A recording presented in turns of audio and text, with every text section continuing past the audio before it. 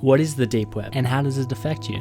The deep web is part of the World Wide Web that is not indexed by any search engine, making it almost completely invisible without the aid of additional methods such as deep web harvesting. The most reliable and most recent statistics indicate that only 0.03% of the internet is actually indexed, making an enormous amount of the web invisible and untapped by the general public. It's astounding how big the deep web is, but what kind of content is on there? This is 10 things you should know about deep web.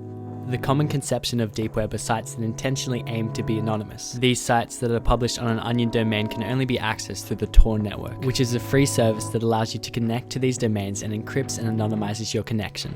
An example of such a site is the infamous Silk Road, which is essentially the eBay or the Amazon of illicit drugs, although the site is an altogether marketplace where you can purchase anything up to home and garden items. The purchasing of these items is done through bitcoins, an encrypted, decentralized and anonymous internet currency, making the transaction, if extra precaution is taken, completely anonymous. The extra precaution, which is using multiple proxies, a firewall and antivirus, disconnecting or covering your webcam, disabling JavaScript, cookies, temp data, using a VPN and cleaning your computer with CC Cleaner or an equivalent program after you are done, gives you essentially complete anonymity.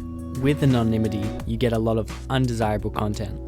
On deep web, we have assassination sites and theft sites where an individual will steal items and send them to you for Bitcoin in return. Although browsing HackBB or 4chan, you'll find discussions about a majority of these sites being scams. The original WikiLeaks has an Onion site where whistleblowers can upload their uncensored information in complete anonymity. And during the Arab Spring uprising, Tor allowed revolutionary Egyptians to navigate past the filters that their government placed on their internet. I would like to make a side note on another aspect of the hidden net. Remember that deep web is a term used to encompass all sites that cannot be picked up by search engines. This includes sites outside of Onion land.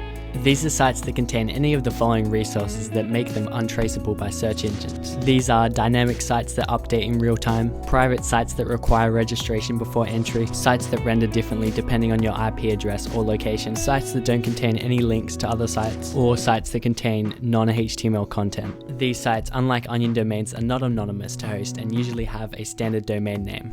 The sites of interest that use these resources intentionally or not are most usually databases of educational institutions that represent such vast amounts of information, and are perfect for the individual who tries to use the internet for enlightenment. From what I've described, it would seem that for content to appear on deep web, the method to discovery would have to be unfriendly. This doesn't necessarily need to be true, as these gateways or virtual libraries like InfoMine reveal relevant, valuable links to all kinds of informative hidden sites in an easy manner. Although remember, there will always be more out there. Now that you know what's on deep web, both Onionland and the hidden databases, it's your decision whether exploring it is for you. In regards to Onionland and Tor though, take precautions with the stance that the American government has taken on anonymizing programs like Tor. Just going on it not only puts you at risk from all the creepers that lurk out there, but from law enforcers as well. In the massive shitstorm that brewed in reaction to the attempt to pass the SOPA bill in 2012, a small section of the bill was little mentioned.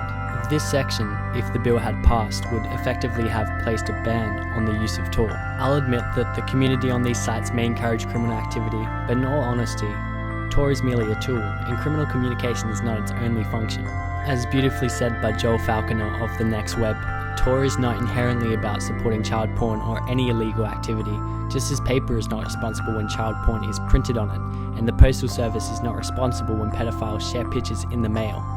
Be informed, stay safe, and subscribe.